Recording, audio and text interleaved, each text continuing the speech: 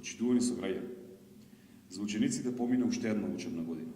Најнапред сакаме да им посакаме успех во понатамошното образование на сите ученици, посакуваме да ги направат родителите горди, да им посакаме добре дојде на новите првачиња што се запишаа во основните училишта во општина Велес и да им посакаме успех на оние кои што го завршија своето образование.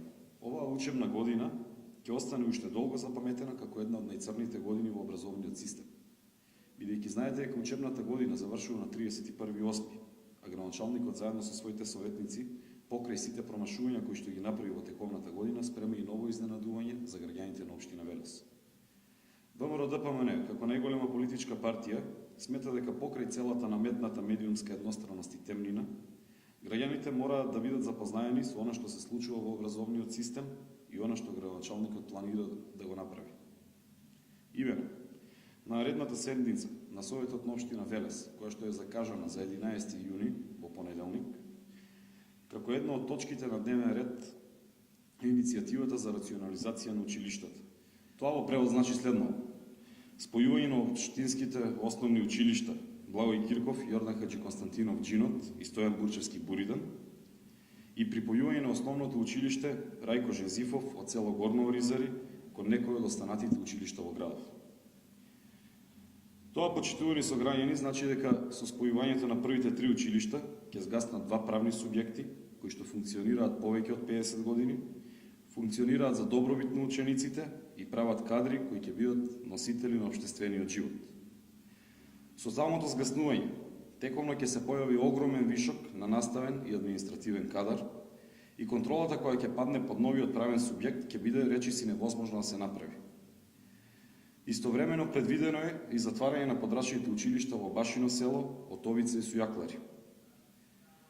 Со самото тоа, 6-годишните дечиња од тие села ќе треба секој ден да стануваат порано за да стасаат на училиште.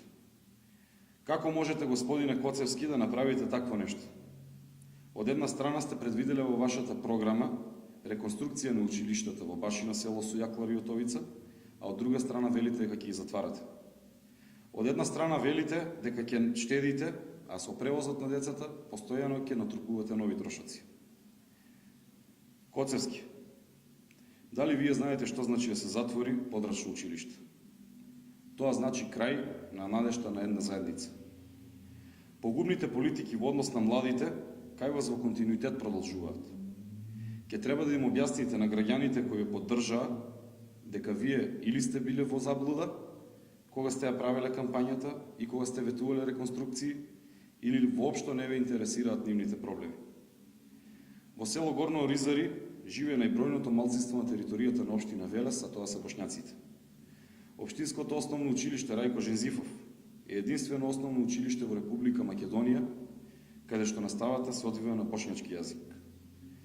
Со неговото затварање како правен субјект ќе згасне и правото на образование на тие деца да учат на својот мајчин јазик. Вие како градоначалник, што благодарение на нивните гласови станавте тоа што сте, дали мислите дека треба така да им се возврати на тие граѓани? Дали мислите дека е тоа најсоодветното решение? Наместо да побарате ова училиште да биде заштитено како училиште со посебен карактер, вие се дрзнувате да го затворите. Ке навлечете гнев, господине Коцевски. Ве повикуваме да надвладее разумот, бидејќи еден ваш таков експеримент од претходниот мандат не помина баш најдобро. Оставете ги децата да си учат и да си имаат безгрижно детство. Оставете и руралните средини да си функционираат како што и досега функционирале, бидејќи со вашите потези вие ќе оставите само пустош. Дајте веќе еднаш заеднички да ги решаваме проблемите на граѓаните и да се грижиме за иднината на нашите сограѓани, да градиме општество кое ќе им даде иста шанса за успех на сите.